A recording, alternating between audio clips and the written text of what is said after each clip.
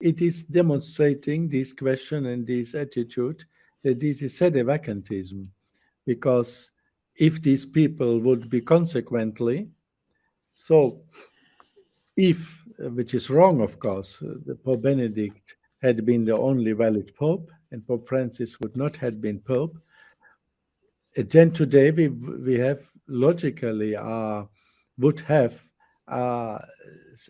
sede vacantis, so the see of Rome would be vacant, would be no Pope. And they are really becoming true sedevacantists.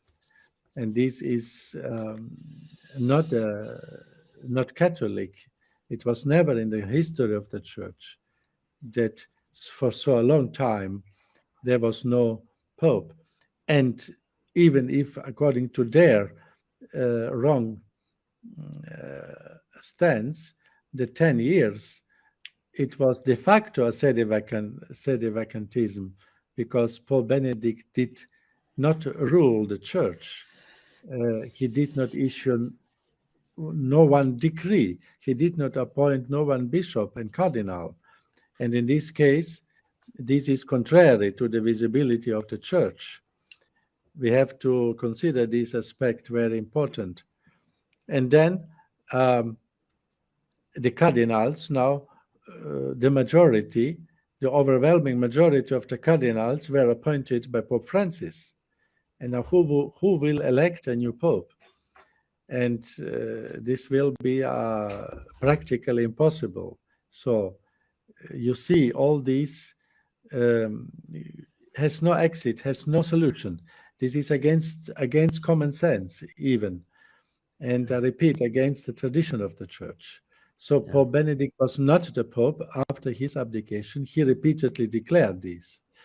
And we have to accept this if we want or not.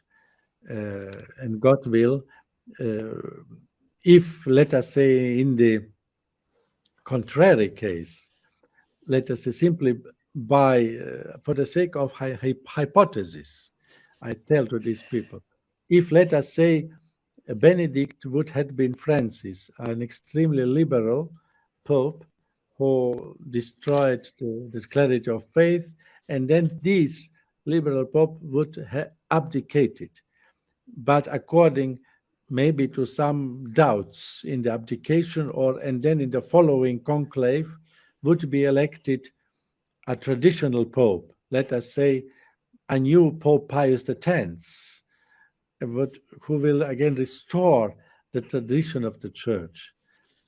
But he would be elected with some defects in the conclave, or because of some defects of the renouncement of his liberal predecessor. And then this new Pope, a new Pius X, would rule. And then I think no Catholic with common sense and would say this: the new traditional Pope is not the true Pope, and the only Pope is the abdicated liberal one, who, I think, you see, this would be nonsense. And the same principle we have to apply in this case.